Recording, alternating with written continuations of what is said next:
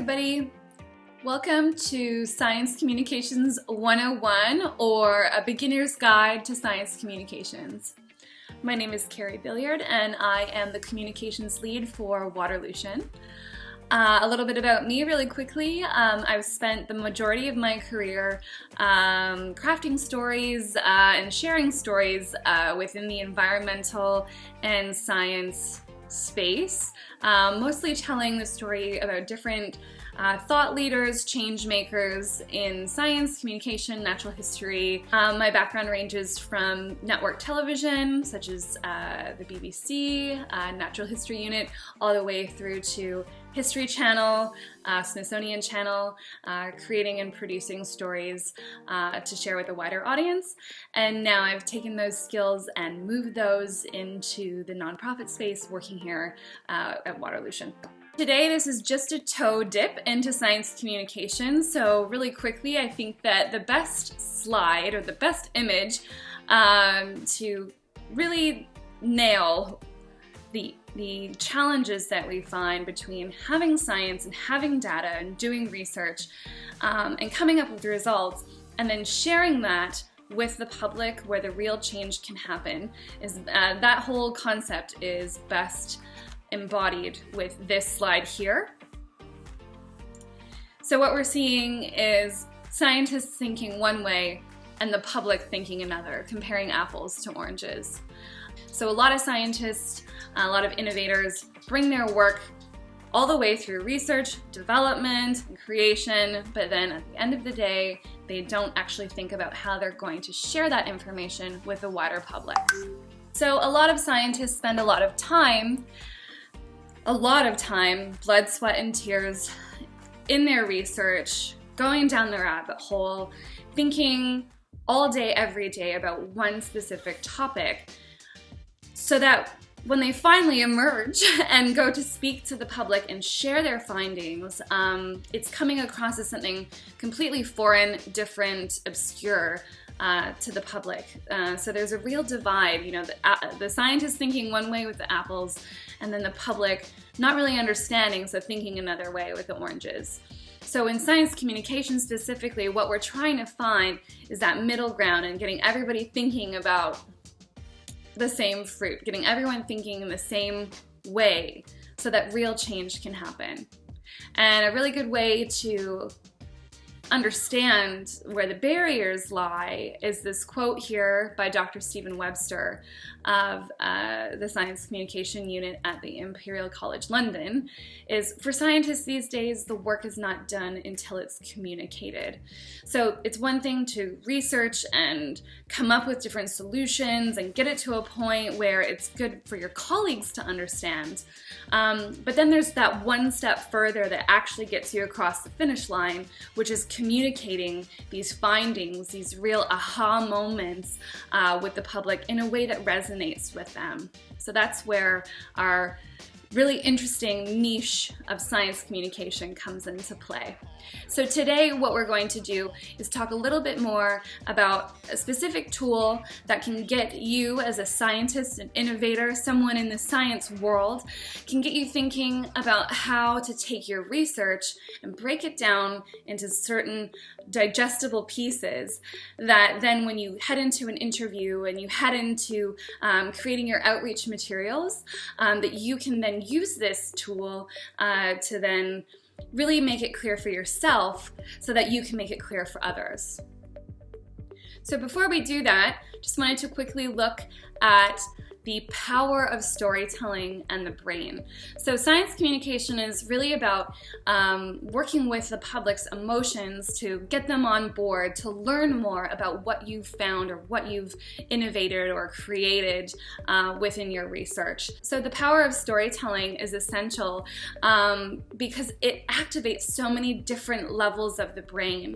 Instead of just presenting data on a sheet or information in an essay or some kind of published work, storytelling and communicating as a human to another human is integral to activate different things like the visual cortex, emotion, the motor cortex, everything from touch through to dopamine, cortisol, oxytocin. There's so many different ways in which storytelling has been proven to really nail it, to really send home a message to the public who's witnessing and listening to your outreach materials.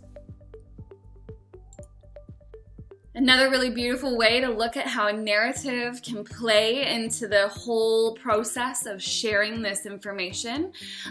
We've got the blue, we've got the data, that hard work that you've done to collect and to go out into the field and to spend hours and hours, organizing and evaluating.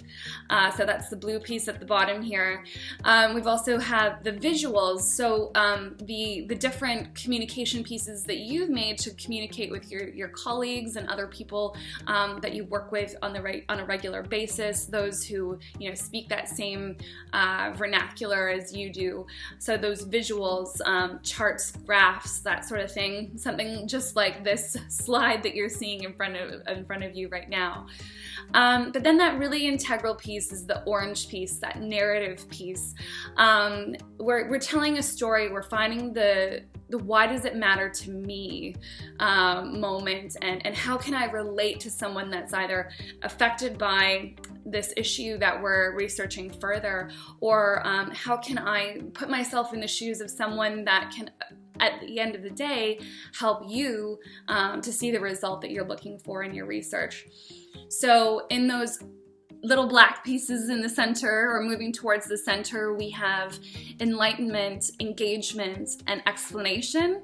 But then in the center, if these pieces all work together, you can really see real change. As far as storytelling goes, I'm going to share a link in the chat and in the YouTube comment section to take you to a TED Talk by Fergus McAuliffe. He's an environmental scientist at the University of Cork, who actually went on to win FameLab, which is an international competition to find and support the world's most talented new science communicators. So participants have only 3 minutes to win over the judges and audience with a scientific talk that excels for both its content, clarity, and charisma. If you could hop over to YouTube and give that a watch, when you come back, we will be talking through the key takeaways about what made Fergus's presentation so effective. Okay, and we're back. The magic of movies, the movie magic. So the key takeaways from that video: when telling a story, simple language does not mean simple thinking. It's actually the most effective tool. And so looking back, 3 simple questions that the audience will always ask is, what is it? Why does it matter? And how does it affect me? So take a moment to consider these 3 questions when looking at your research and the issues that you are scientifically investigating.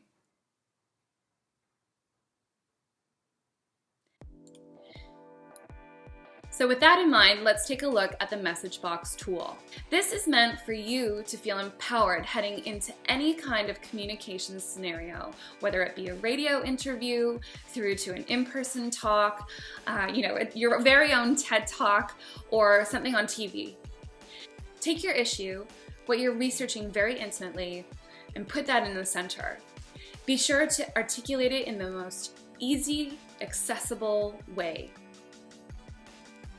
Then start to fill out the problems. What are the key issues that your community faces, that the world faces? What are the problems that surround this issue? Then we start to look at the benefits. What are the benefits of working through this issue? How does the community, just past the direct stakeholders, how does the wider community benefit by addressing this issue? The next are solutions. This is key.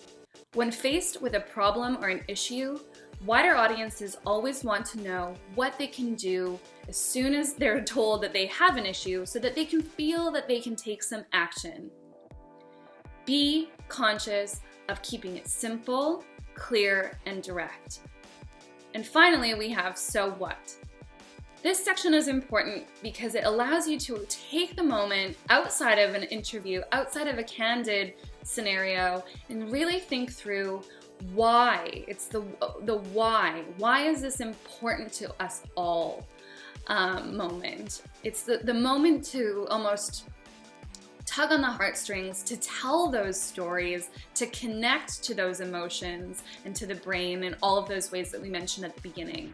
It's that moment, it's that so what and why do I care? Why should we all care?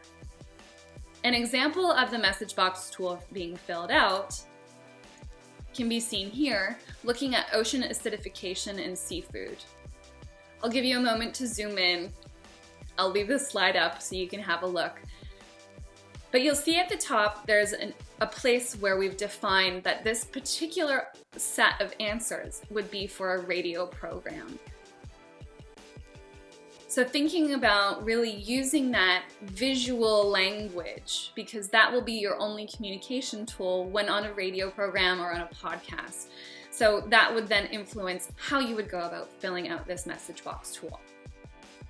So take a moment, again, working through your issue, very clear and concise, what the problems are, the benefits to working through this issue, what your clear and concise solutions are that you can offer the community, and that so what moment, that way to pull at the heartstrings and really communicate on a more than data level, on a human to human level.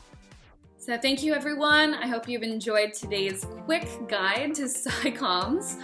If you're interested in hearing more, please sign up for our Water Innovation Labs or other Youth Advisory Board sessions.